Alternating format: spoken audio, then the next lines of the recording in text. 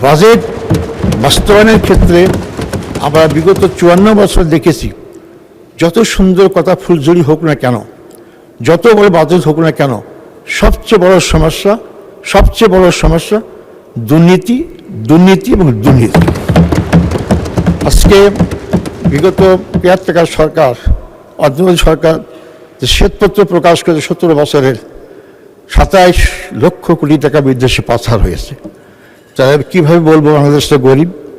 নিশ্চয়ই বাংলাদেশ গরিব নয়। এত টাকা পেল কোথায়? পাচার হয়েছে এত টাকা, দেশে ওই টাকা আরও অনেক কিছু আছে। তো এই দেশটা গরিব না। এই দেশের সমস্যা কোথায়? সমস্যা দেশের 54 বছরে সৎ নেতৃত্বের, যারা সততার সাথে দুর্নীতি মুক্ত হয়ে দেশকে তার পরিচালনা না করার কারণেই দেশের সম্পদ লুটপাট হয়েছে, জনগণের কোনো ভাগ্যের পরিবর্তন হয়নি। দল ক্ষমতায় এসেছে, নতুন দল ক্ষমতা আসছে, তাদের ভাগ্যের পরিবর্তন হয়েছে, কিন্তু জনগণের ভাগ্যের পরিবর্তন আমরা দেখতে পাইনি। আলহামদুলিল্লাহ রাব্বিল আলামিন, আসসালাতু ওয়াসসালামু আলা সাইয়্যিদিল মুরসালিন ওয়া আলা আলিহি ওয়া সাহবিহি আজমাইন। মাননীয় স্পিকার, প্রথমেই সেই মহান রব্বুল আলামিনের শুকরিয়া আদায় করছি, যিনি আজকে এই মহান জাতীয় সংসদে এসে আপনাদের সামনে বাজেটের উপর কিছু কথা বলার জন্য সুযোগ দান করেছেন। আমি শুকরিয়া আদায় করি জুলাইয়ের গণ আন্দোলনে, গণবিপ্লবের মাধ্যমে যে পরিবর্তন সূচিত হয়েছে, সেই পরিবর্তনের সুযোগে আমি শুধু না, আমাদের এই জাতীয় সংসদের বেশিরভাগই আজকে জাতীয় সংসদে আসার সুযোগ পেয়েছেন। আমি গভীর শ্রদ্ধার সাথে স্মরণ করি বিগত ফ্যাসিস্ট সরকারের 17 বছরে যারা জুলুম নির্যাতনের শিকার হয়েছেন, জেলে এবং জেলের বাইরে হত্যাকাণ্ডের শিকার হয়েছেন, তাদের স্মরণ করি এবং তাদের আত্মার মাগফিরাত কামনা করি। এবং বিগত 17 বছরই যারা ক্ষতিগ্রস্ত হয়েছেন, তাদের পাশে বর্তমান সরকারকে দাঁড়াবার আহ্বান জানাচ্ছি। আমি অত্যন্ত শ্রদ্ধার সাথে স্মরণ করি যাদের হাত ধরে আমি আমার দলের কাজ শুরু করি। আমার সেই দলের নেতা মাওলানা মতিউর রহমান নিজামী, জনাব আলী হাসান মোহাম্মদ মুজাহিদ, জনাব মোহাম্মদ কামালুজ্জামান, জনাব আব্দুল কাদের মোল্লা, জনাব মীর কাসেম আলী, যাতে অন্যায়ভাবে মিথ্যা অসত্য মামলা সাজিয়ে জুডিশিয়াল কিলিংয়ের মাধ্যমে তাদেরকে হত্যা করা হয়েছে। যারা এই কাণ্ডের সঙ্গে জড়িত, আজকে আপনাদের সামনে আমি দাবি জানাতে চাই, যারা যেভাবে যতজন জড়িত আছেন তাদেরকে আইনের আওতা নিয়ে আসা হোক, তাহলে আইনের শাসন কায়েম হবে। আজ মাননীয় স্পিকার, শুধু জামাত ইসলামের এই 5 জনকেই নাটক সাজিয়ে ফাঁসির মাধ্যমে হত্যা করা হয়নি। আমাদের আরও 6 জন আমাদের দলের কেন্দ্রীয় নেতাকে বিনা চিকিৎসায় তাদেরকে জেলখানায় হত্যা করা হয়েছে। তাদের মধ্যে আমরা সবাইকে চিনি, তার মধ্যে আন্তর্জাতিক খ্যাতিসম্পন্ন মুফাসসিরে কোরআন হযরত মাওলানা দেলাওয়ার হোসেন সাইদি সাহেব ছিলেন। এভাবেই একটি দলের শীর্ষ 11 জন নেতাকে হত্যা করার ইতিহাস আমার মনে হয় না বাংলাদেশের ইতিহাসে আছে। সবচেয়ে বড় জুলুমের শিকার আজকে আমরা। কিন্তু আরও কষ্ট লাগে, এই বাজেট শেষনেই যখন আমাদেরকে এমনভাবে আক্রমণ করা হয়, মনে হয় যে আমি এখন আমারই শাসনের মধ্যেই সীমাবদ্ধ আছি, আমাদের এখান থেকে বেরিয়ে আসতে হবে। মাননীয় স্পিকার, আমাদের এই দেশ সবার দেশ, সবাই এই দেশকে আমরা ভালোবাসি। দল তার নিজস্ব মতবাদ চিন্তাধারা থাকতে পারে। আমি বিশ্বাস করি কোনো দলই দেশের জনগণের অকল্যাণ চায় না। আমরা সবাই দেশের জনগণের কল্যাণ চাই। যে বাজেট উপস্থাপন করা হয়েছে, জনগণের কল্যাণের জন্য উপস্থাপন করা হয়েছে, কিন্তু সেই কল্যাণের জন্য উপস্থাপিত বাজেট জনগণের কল্যাণ করবে কি না করবে না, যাতে এখনই বলা যাবে না। কেবল বাজেট আমাদের সামনে পেশ করা হলো, এর বাস্তবায়নের মাধ্যমে জনগণ জানতে পারবে বাজেট ভালো কি মন্দ। আমরা বক্তৃতার সুন্দর কথা মালার মাধ্যমে যতই কথা সুন্দর বলি না কেন, সুন্দরভাবে বাজেট বাস্তবায়নের মাধ্যমে যদি জনগণ সরাসরি উপকার পায় তার মাধ্যমে। মাননীয় স্পিকার, আমি অর্থনীতির ছাত্র না, তারপরেও বাজেট পেশ করার সময় যতটুকু অনুসরণ করতে পেরেছি, বুঝতে পেরেছি, তার আলোকে আমি কিছু কথা বলতে চাই। প্রস্তাবিত বাজেটের আকার 9,38,000 কোটি টাকা। এর বিপরীতে মোট আয় ধরা হয়েছে 6,95,000 কোটি টাকা। ফলে মোট বাজেট ঘাটতির পরিমাণ দাঁড়িয়েছে 2,43,000 কোটি টাকা, যা জিডিপির প্রায় 3.060%। এই বিশাল আকারে বাজেট বাস্তবায়নই হবে সরকারের জন্য সবচেয়ে বড় চ্যালেঞ্জ। রাজস্ব আহরণ অনিশ্চয়তা, ঋণের উপর অতিরিক্ত নির্ভরতা এবং উন্নয়ন ব্যয়ের সংকোচন বাজেট বাস্তবায়নকে কঠিন করে তুলতে পারে। সামষ্টিক অর্থনীতিতে স্থিতিশীলতা ফিরিয়ে আনার লক্ষ্য থাকলেও মূল্যস্ফীতি, বৈদেশিক ঋণের চাপ এবং বৃহৎ রাজস্ব ঘাটতির মতো বাস্তবতার মুখোমুখি হতে হবে। মাননীয় স্পিকার, এবারের বাজেট বাস্তবায়নের পথে কয়েকটি গুরুত্বপূর্ণ চ্যালেঞ্জ রয়েছে, আমি তা উল্লেখ করতে চাই।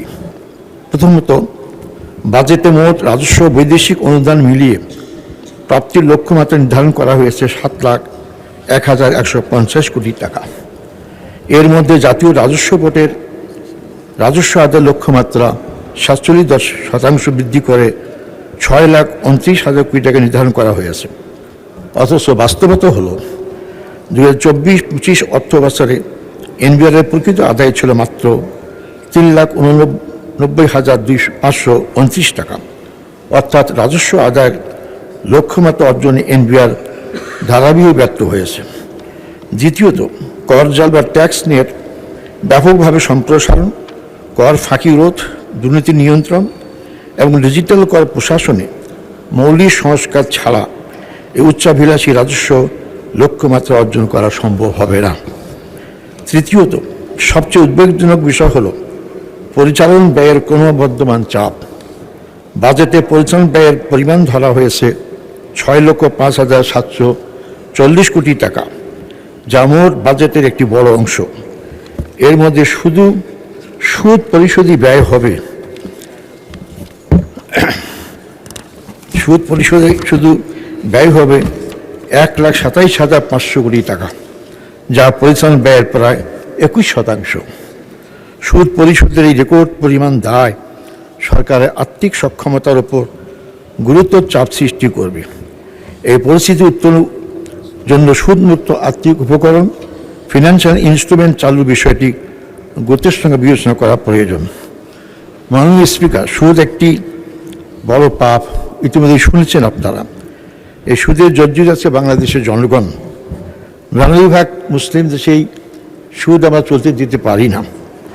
এই সুদে গুরুত্বপূর্ণ অর্থনৈতিক ব্যবস্থা, সরকার সেই সুদভিত্তিক ঋণের পরিবর্তে যদি ইসলামী শরিয়া মোতাবেক রিটেইল সুকুক ইস্যুর মাধ্যমে জনগণের কাছ থেকে অর্থ সংগ্রহের বিকল্প বিবেচনা করতে পারে। সরকার আশা করছে এই বাজেটের মাধ্যমে দীর্ঘমেয়াদে কর্মসংস্থান বৃদ্ধি পাবে, কিন্তু উন্নয়ন সংকোচনের ফলে স্বল্পমেয়াদে চাপ কমলেও দীর্ঘমেয়াদে নেতিবাচক প্রভাব পড়ার আশঙ্কা রয়েছে। মাননীয় অর্থমন্ত্রী যদি খেয়াল রাখেন, এই সুকুক অর্থাৎ ইসলামী বন্ড বাংলাদেশ ইতিমধ্যে চালু হয়েছে। 2020 সালে বাংলাদেশ ব্যাংক কর্তৃক এই সুকুক চালু করা হয়। 2025 সালের ডিসেম্বর পর্যন্ত প্রায় 24,000 কোটি টাকার সুকুকের বন্ড জনগণের কাছে বিতরণ করা হয়েছে। যদি বাংলাদেশকে আমরা সুদ থেকে মুক্ত করতে চাই, 1 বছরে 2 বছরে পারবো না। তবে যদি আমরা প্রচেষ্টা শুরু করি, জনগণের টাকা নিয়ে জনগণের উপকার করে সুদমুক্ত যদি আমরা এই সুকুক বন্ড চালু করতে পারি, আমার মনে হয় ধীরে ধীরে বাংলাদেশ সুদমুক্ত হওয়ার পথে এগিয়ে যাবে, যেটা সবার জন্য কল্যাণকর হবে। মাননীয় স্পিকার, সরকার যদি বাজার খাতে পূরণ লক্ষ্যে ব্যাপক ব্যাংক ব্যবস্থা থেকে 1,12,000 কোটি টাকা ঋণ গ্রহণ করে, তাহলে বাণিজ্যিক ব্যাংকগুলোতে তারল্য সংকট দেখা দিতে পারে। এর ফলে সৃষ্ট ক্রাউডিং আউট ইফেক্টের কারণে বেসরকারি উদ্যোক্তারা প্রয়োজনীয় ঋণ থেকে বঞ্চিত হতে পারেন, যা আমাদের বেসরকারি বিনিয়োগ ও নতুন কর্মসংস্থান সৃষ্টি পদে প্রতিবন্ধক সৃষ্টি করতে পারে। অন্যদিকে একসময় বাংলাদেশে বৈদেশিক ঋণ ছিল কম সুদের এবং দীর্ঘমেয়াদী রিয়াতি সুবিধা সম্পন্ন, কিন্তু বর্তমান বাস্তবতায় বাংলাদেশ এলডিসি উত্তোলনের পথে থাকায় বাণিজ্যিক শর্তে ঋণ গ্রহণের প্রবণতা বেড়েছে। ফলে বৈদেশিক ঋণের বোঝা বৃদ্ধি পেলে 1,55,850 কোটি টাকা ঋণ দায়ের একটি বড় অংশ সুদ পরিশোধেই ব্যয় হওয়ার ঝুঁকি তৈরি হবে।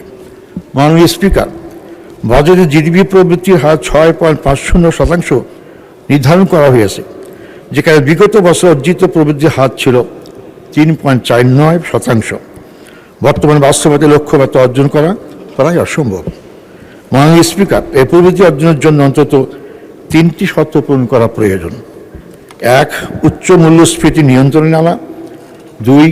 বিদ্যুৎ ও জ্বালানি খাতে ক্রমবর্ধমান ব্যয় হ্রাস করা। 3. বৈদেশিক ভূ রাজনৈতিক অর্থনৈতিক অনিশ্চয়তা দূর হওয়া।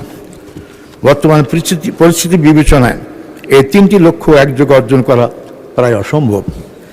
মাননীয় স্পিকার, বাজেটের দেশের সামষ্টিক অর্থনৈতিক স্থিতিশীলতা ফেরাতে সরকার উন্নয়ন ব্যয় কমালেও রাজস্ব আদায় উচ্চাভিলাষী লক্ষ্য এবং ব্যাংকিং খাতের উপর অতিরিক্ত নির্ভরতা বাজেটকে ঝুঁকিপূর্ণ করে তুলেছে। বর্তমান কাঠামোয় এই বাজেটে ঘোষিত লক্ষ্যমাত্রা অর্জন করা প্রায় অসম্ভব। এর পেছনে 3টি প্রধান কারণ রয়েছে। প্রথমত, এনবিআর এর রাজস্ব আহরণের সক্ষমতা এখনও কাঙ্ক্ষিত পর্যায়ে পৌঁছায়নি। দুর্নীতির অভিযোগে প্রশ্নবিদ্ধ এই প্রতিষ্ঠানটি আমূল সংস্কার প্রয়োজন। লক্ষ্যমাত্রা অনুযায়ী রাজস্ব আদায় নিশ্চিত করতে হলে দুর্নীতি মূলোৎপাটনের কার্যকর ও বহুমুখী উদ্যোগ গ্রহণ করতে হবে। দ্বিতীয়ত, মূল্যস্ফীতি নিয়ন্ত্রণ করে সাধারণ মানুষের ক্রয় ক্ষমতা সহনীয় পর্যায়ে রাখতে হলে কেন্দ্রীয় ব্যাংকের কার্যকর স্বাধীনতা নিশ্চিত করতে হবে। পাশাপাশি কৃষি পণ্যের সরবরাহ ব্যবস্থাকে সিন্ডিকেট ও চাঁদাবাজ মুক্ত রাখতে হবে। তৃতীয়ত, ঋণ ব্যবস্থাপনায় কৌশলগত পরিবর্তন প্রয়োজন। ইনসলভেন্সি অ্যাক্টে উপযোগী সংস্কার আনতে হবে এবং এই ঋণ খেলাপিদের কঠোর শাস্তির আওতায় আনতে হবে। একই সঙ্গে দেশীয় বৈদেশিক অর্থায়ন ব্যবস্থায় মডাস অপারেন্ডি পরিবর্তন করতে হবে। সুদের বিকল্প হিসাবে অংশীদারিত্ব ভিত্তিক বিনিয়োগ অর্থায়ন ব্যবস্থা সম্প্রসারণ করতে হবে। আর্থসামাজিক অবকাঠামো নির্মাণের জন্য রিটেল এন্ড সভরেন সুকুক প্রচলনের জন্য যথাযথ উদ্যোগ গ্রহণ করতে হবে।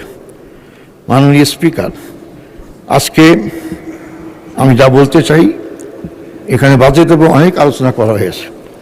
আমি যা উল্লেখ করেন তার মাধ্যমে এতটুকু বোঝাতে চাই, এই বাজেট অতি উচ্চাভিলাষী এবং ঋণ নির্ভর এবং বাস্তবায়নের ক্ষেত্রে নানা সীমাবদ্ধতায় আক্রান্ত।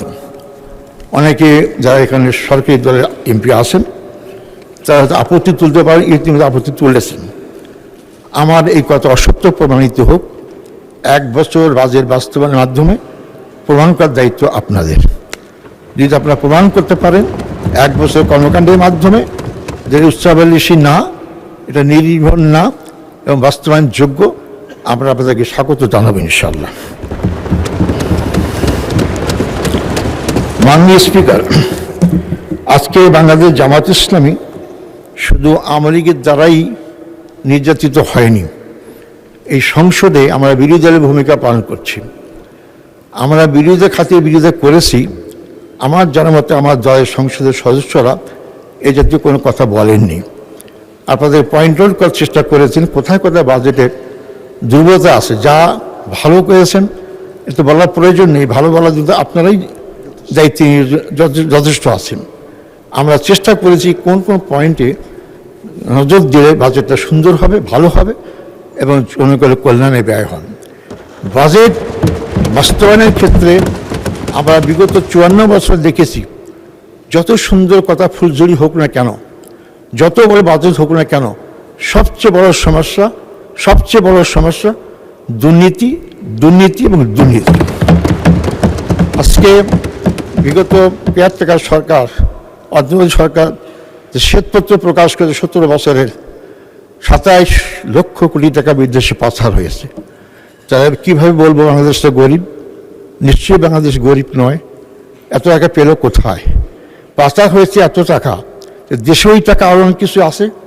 তো এই দেশটা গরিব না। এই দেশের সমস্যা কোথায়? সমস্যা দেশের 54 বছরে সৎ নেতৃত্বের, যারা সততার সাথে দুর্নীতি মুক্ত হয়ে দেশকে তার পরিচালনা না করার কারণেই দেশের সম্পদ লুটপাট হয়েছে, জনগণের কোনো ভাগ্যের পরিবর্তন হয়নি। দল ক্ষমতায় এসেছে, নতুন দল ক্ষমতা আসছে, তাদের ভাগ্যের পরিবর্তন হয়েছে, কিন্তু জনগণের ভাগ্যের পরিবর্তন আমরা দেখতে পাইনি। আমরা কিভাবে বিশ্বাস করতে পারি আপনারা সেই পথে পা বাড়াবেন না?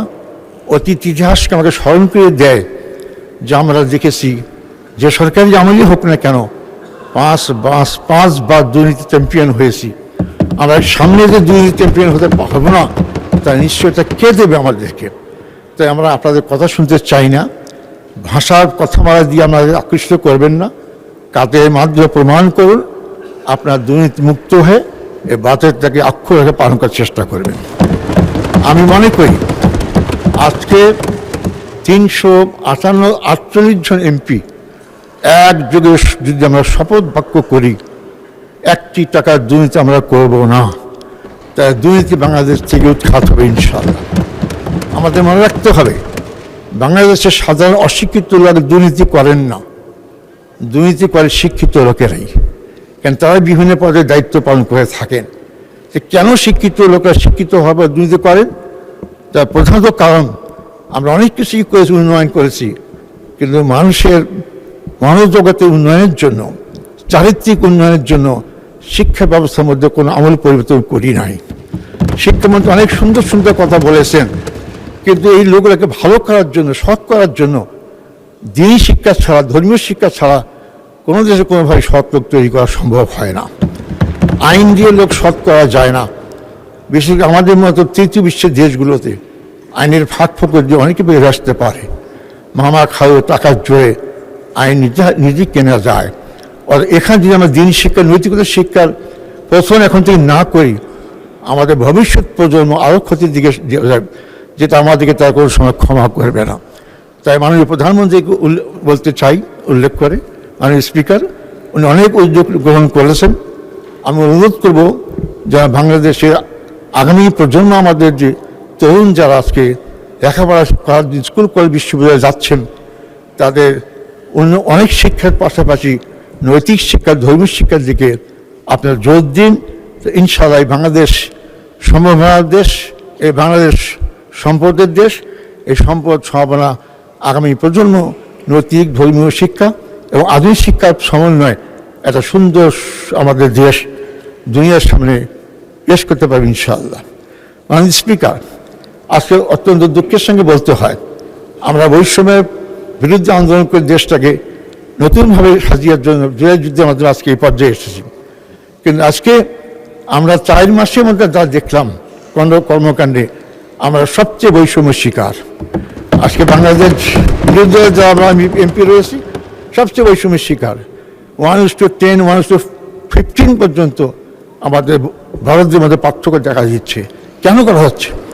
আমরা বলছি সবার আগে বাংলাদেশ, এ কথা অত্যন্ত সুন্দর স্লোগান, কিন্তু কর্মকাণ্ডে কি প্রমাণ হয়? সবার আগে বাংলাদেশ, তার আগে বিএনপি, তার আগে বিএনপির এমপিরা। তো আমরা কোথায়? এটা থাকলেও দেশে ভারসাম্য থাকবে না, বৈষম্য দূর হবে না।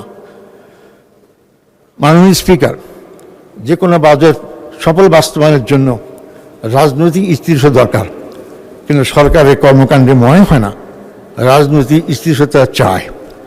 আজকে মর্নিং সৌদা ডে আমাদের বিরোধী নেতা বলেছেন, তা একটা ভুল ব্যাখ্যা দিয়ে বলেছেন, মর্নিং সৌদা বলতে বোঝাচ্ছে আপনার ফ্যামিলি কার্ড, অমুক কার্ড, তমুক কার্ড। আরে ভাই, জন্ম তো হয়েছে আপনার পরে, আপনাদের আমাদের শপথ দিয়েছেন 12ই ফেব্রুয়ারি, 17ই ফেব্রুয়ারি। তাই জন্ম হলো তখনই তো আপনার শপথ একটা নেন নাই, যে শপথ জনগণের কাছে আপনার ওয়াদা করেছিলেন, মিটিং মিছিল আপনারা বলেছেন, গণভোটের পক্ষে আপনারা প্রচারণা চালিয়েছেন যে আমরা ক্ষমতায় গেলে আমরা সংশোধন করব, সংবিধান সংস্কার করব। কিন্তু আপনার এমপি হওয়ার শপথটা গ্রহণ করলেন, কিন্তু সংবিধান সংস্কার শপথটা গ্রহণ করলেন না। তখন থেকেই তো আপনাদের সম্পর্কে জনগণের মধ্যে একটা বহুল সৃষ্টি হয়েছে। এবং এই জনগণের 70% জনগণের যে আকাঙ্ক্ষা, যে চাহিদা, যে দাবি, যা দেশকে পরিবর্তন করবে, নতুনভাবে দেশ এগিয়ে যাবে, সেই আকাঙ্ক্ষা যদি আপনারা পূরণ করতে না পারেন, স্বাভাবিকভাবে দেশের রাজনৈতিক হিসেবে থাকবে না, রাজনৈতিক অস্তিত্ব সৃষ্টি হবে। আমরা যারা বিরোধী আছি, জনগণের কাছে ওয়াদাবদ্ধ যে আমরা বাংলাদেশকে আগের পিছের দিকে নিয়ে যেতে চাই না, বাংলাদেশকে আমরা এগিয়ে নিতে চাই। সংস্কারে একটা কাজও আপনি হাত দিলেন না, সবটাই বন্ধ করলেন। আপনার সুপ্রিম কোর্টে স্বাধীন বিচার থেকেও কিছু করতে পারলেন না, আইন বিচারালয় নিজের হাতে রাখার চেষ্টা করলেন। পুলিশ কমিশনকে মারলেন না আপনারা, আর অনেক কমিশন হয়েছে, একটা বাস্তবায়ন করা হয়নি। আশ্বাস দিচ্ছেন, আশ্বাসে মানুষ কতটুকু বিশ্বাস করবে? 4 মাসে পরে তো সে আশ্বাসে আমরা এখনও সন্তুষ্ট হতে পারলাম না। তা আমি মাননীয় স্পিকার, আমরা অনুরোধ করতে চাই, আপনারা যে বিষয়টা সংসদের মধ্যে ফয়সালা হওয়া উচিত, সেই বিষয়টা সংসদের বাইরে নিয়ে যাবেন না। দেশের জন্য, আপনার জন্য, কারোর জন্য ভালো হবে না। আমাদের নেতা, তার ব্যাপারে বলা হয়েছে বিপ্লবের ডাক দিয়েছেন। আমাকে এখানে অনেক সদস্য বলেছেন উনি কৃষি বিপ্লবের ডাক দিয়েছেন। বিপ্লবের ডাক দিতে হবে না। যে সত্যি সে চেতনা যদি ধারণ করেন আর বাস্তবায়ন না করেন, জনগণই বিপ্লব করবে।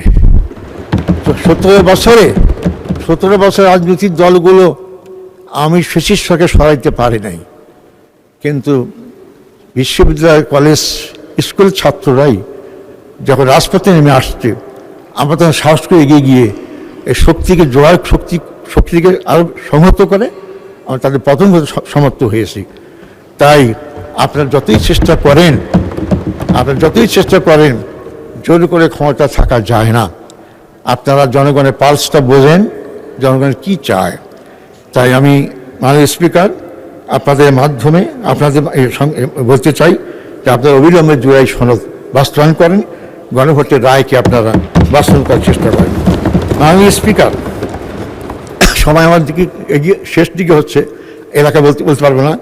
আপনারা জামাতকে নিষিদ্ধ কথা বলেছেন, আমি শুধু একটা কথা বলতে চাই, নিষিদ্ধের মাধ্যমে ধরলে আমরা নিষিদ্ধ হয়ে গেলাম, এই শূন্যস্থান পূরণটা করবে কে? আপনারা কি একাই দেশ চালাবেন? আপনারা কি একদলীয় শাসন কায়েম করবেন?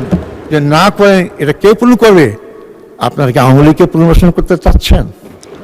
আমি তো মনে করি আওয়ামী লীগকে পুনর্বাসন করতে চাচ্ছেন, কারণ 4 মাসও আপনারা একজন লোক খুঁজে পেলেন না যে সেই প্রেসিডেন্ট কে হবে। আপনার ফ্যাসিস্ট সরকারের লোককেই আপনার পছন্দ হয়, তাকেই রাখার চেষ্টা করতেছেন। এত বড় বিএনপির দল, তাকে এত পছন্দ হয় কেন? তাদেরকে কোন থেকে ইঙ্গিত পেয়েছেন যে তাকে রাখতে হবে? আমরা জানি না। জনগণের কাছে আপনারা খোলাসা করুন, এবং আপনার ফ্যাসিস্টকে যদি নির্মূল করতে চান, ফ্যাসিস্টের সব কিছুই চিহ্নকার মুছে ফেলুন। তার প্রথম পদ্ধতি যে প্রেসিডেন্টকে আপনারা আপনাদের দলের প্রেসিডেন্টকে আপনারা নিজেরা ঠিক করুন। মাননীয় স্পিকার, আমি একটা কথা বলে আমার এলাকার কথা বলতে চাই। সেটা বলা হচ্ছে, আমরা জান্নাতের টিকিট বিক্রি করি। আমি অনুরোধ করব, আমার একটা টিকিট দরকার, কারণ আমি জান্নাতে যেতে চাই। টিকিটের রঙটা কীরকম? কারণ সবটা টিকিট তো লাগবে। আমি যদি খেলাধুলা মাঠে দেখতে যাই, আমার টিকিট দেখাইতে হয়। প্লেনে যেতে হলে টিকিট দেখাইতে হয়, ট্রেনে চড়তে টিকিট দেখাইতে হবে। আমাকে টিকিট দেখান যে আমার বিক্রি করছে, সে টিকিট দেখলে বলবো টিকিটে বিক্রি করেছে। তো কেনই কথা বলেন? হ্যাঁ, আমরা টিকিট বিক্রি করি, আমাদেরটা না। আমাদের টিকিটটা কি? আল্লাহ বলেছেন টিকিটটা কি, যে বলছেন কি, নামাজ পড়ো জান্নাত যাওয়া, রোজা করো জান্নাত যাওয়া। এই নামাজ রোজাটাই টিকিট, এটা আল্লাহ দিয়েছেন। সেই কথাগুলো আমরা মানুষকে বলি, অর্থাৎ টিকিট আমরা বিক্রি করি না। মানুষ তো বলা শুরু করেছে যে জান্নাতে টিকিট বিক্রি করে, তো জাহান্নামের টিকিট বিক্রি করে কে? আমরা তো জানি না। কারণ জান্নাত আর জাহান্নাম দুইটাই তো আছে, তো জাহান্নামের টিকিট বিক্রি করে কে? এই জন্য অবান্তর কথাগুলো বলে আপনারা মানুষকে বিভ্রান্ত করবেন না। 17 বছর জামাতের বিরুদ্ধে যত অপরাধ চালানো হয়েছে, জামাত 2টা সিট থেকে 68 সিট আসছে। আমাদের জনগণকে দূরে ফেলা যায়নি। তা এই সমস্ত কথা বলে জনগণকে দূরে ফেলতে পারবেন না। মাননীয় স্পিকার, আমি আরও কথা থাকলেও আমাকে সময় ছিল, আমার যা তা দেওয়া হয়নি। আমার এলাকার কিছু কথা আপনাদের সামনে আমি বলতে চাই, সেটা হচ্ছে আমার এলাকার সবচেয়ে অবহেলিত এলাকা, উত্তরবঙ্গের রংপুর বিভাগের এলাকা। আমাদের এখানে মন্ত্রী আছেন আসাদুল সাহেব, উনি বলছেন তিস্তার, ওনার সঙ্গে শুনিয়ে বলতে চাই, আপনি প্রধানমন্ত্রী চীনে গিয়েছেন, কি আলোচনা হয়েছে আমরা পুরো জানতে পারিনি। অবিলম্বে তিস্তা ব্যারেজকে এখানে বাস্তবায়ন করা হোক, যাতে উত্তরবঙ্গের লোক উপকৃত হতে পারে। আমার নিজস্ব এলাকা রংপুরের মধ্যে বদরগঞ্জ তালাগঞ্জ অবহেলিত, 70% রাস্তা কাঁচা, একটাও পাকা করা সম্ভব হয়নি। আমি আবেদন করব সংসদ মন্ত্রীর কাছে এই রাস্তাগুলো পাকা করার জন্য। ইবতদায়ী মাদ্রাসা যা আছে সবগুলোকে যাচাই বাছাই করে সরকারি করার জন্য। ঢাকায় আমি মনে করি একটা বিশ্ববিদ্যালয় করা উচিত ছাত্রীদের জন্য, যারা মহিলা ছাত্রী হিসেবে পড়াশোনা করবে। সকল শিক্ষক যারা বেতন পায়নি, মাদ্রাসা শিক্ষক, তাদের বেতন দেওয়ার ব্যবস্থা করা হোক। এবং আমার এলাকার আরও যে সমস্যাগুলো আছে